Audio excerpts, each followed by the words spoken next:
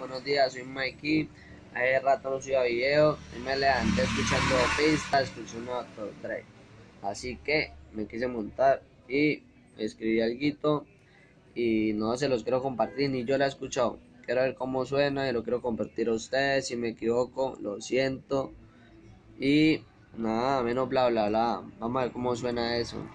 Espero les guste. Oiga, comenten si no les gusta. No, manito, hágase eso que no es para usted. Y si sí, pues, méelo, sígala escribiendo que. A ver, yo tengo como 100 seguidores. A los 100 seguidores yo les doy algo de música. Vamos a ver algo loco, vamos a ver, pues vamos a sonar eso. Wow, it's my kid.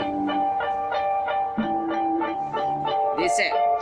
Vengo de abajo, no cojo lucha, yo no me rebajo. Mejor prendo un feeling, disfruto del clima y me relajo. Quiero ser grande y sigo en la lucha. No tomo atajo, como todos son normales, dicen que no encajo.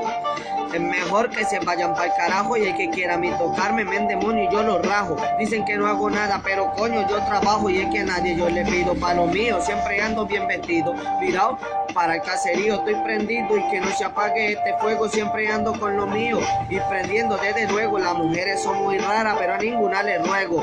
Si tú quieres problemas llega o te llego, que yo te desbarato como si tú fueras un lego. Ya has visto que no me acomplejo, de lo que tengo soy agradecido y nunca me quejo. Yo fui criado a punta de rejo, por eso hay más de un viejo que a mí me da consejo y los escucho porque quiero llegar bien lejos. Y por eso soy un lobo y tú solo un conejo. Oye pendejo, tú solo eres un conejo. Papi, yo sí que fui criado a punta de rejo.